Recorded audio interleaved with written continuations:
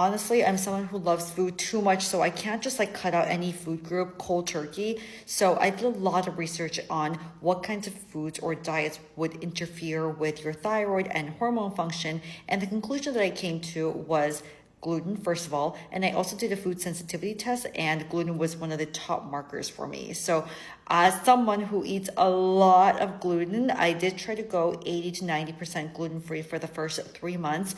That meant not eating even sourdough bread, but switching out for gluten-free bread.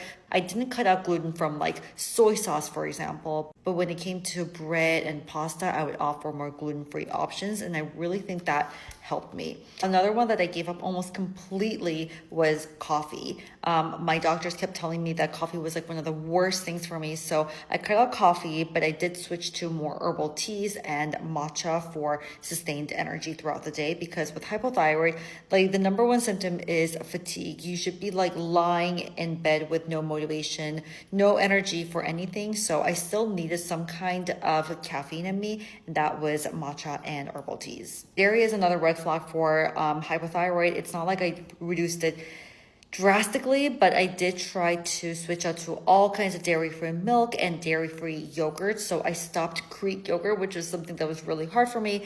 I didn't give up like pizza, for example, like the cheeses, but I wouldn't have like a cheese platter, for example. Another thing that I cut back on a lot was processed food. So a lot of the frozen food that I was getting, I almost like cut those out. If anything, I was like, I'd rather just like get like a fresh sandwich from outside than a frozen meal, even though it has gluten. After making these changes for 3 to 6 months, I saw my condition drastically improved. I had a lot more sustained energy. I wasn't getting all of the like abdominal weight gain that is associated with hypothyroid.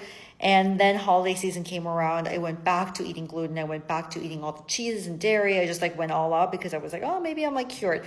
And then all my symptoms started coming back again. So I'm on the cycle where I'm trying to go back on the diet that I was on last year that made me feel good. I'm on like week 1 and I already feel so much better. If you guys want to see more detailed reviews of the specific foods that I eat and what I eat in a day, etc., then let me know, because it's really a struggle. And the diet that we eat as like autoimmune disease girlies versus other people with other conditions is drastically different, and it's something that I've like really had to learn and educate myself.